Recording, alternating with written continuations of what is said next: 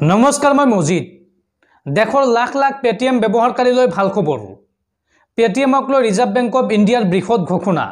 যদি আপুনি পেটিএম ব্যৱহাৰ কৰে তেন্তে আপোনালৈ ভাল খবৰ পেটিএমক লৈ বৃহৎ ঘোষণা কৰিছে আৰবিআইয়ে ৰিজাৰ্ভ বেংকে পেটিএমক লৈ কি বৃহৎ ঘোষণা কৰিছে সবিশেষ তথ্য আপোনালোকক জনাম এইটো ভিডিঅ'ত খুব এটা গুৰুত্বপূৰ্ণ ভিডিঅ' আপোনালোকে ভিডিঅ'টো একেলগে চাই থাকক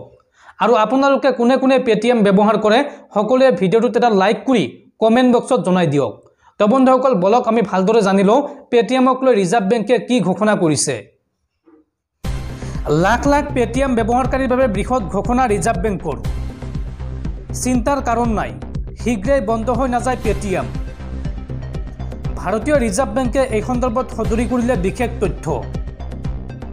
পেটিএম ওয়ালেট ফাস্টেগ একাউণ্টৰ লেনদেন কৰিব পাৰিব গ্ৰাহকসকলে পূৰ্বে নিৰ্ধাৰণ কৰা সময়সীমা বৃদ্ধি কৰিছে আৰবিআইয়ে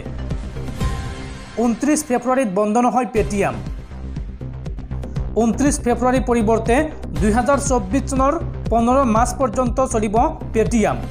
2024 15 মাৰ্চ পৰ্যন্ত এই সময়সীমা বৃদ্ধি কৰিছে ৰিজাৰ্ভ বেংকে অৱশ্য বেংকিং ৰেগুলেশ্যন এক্ট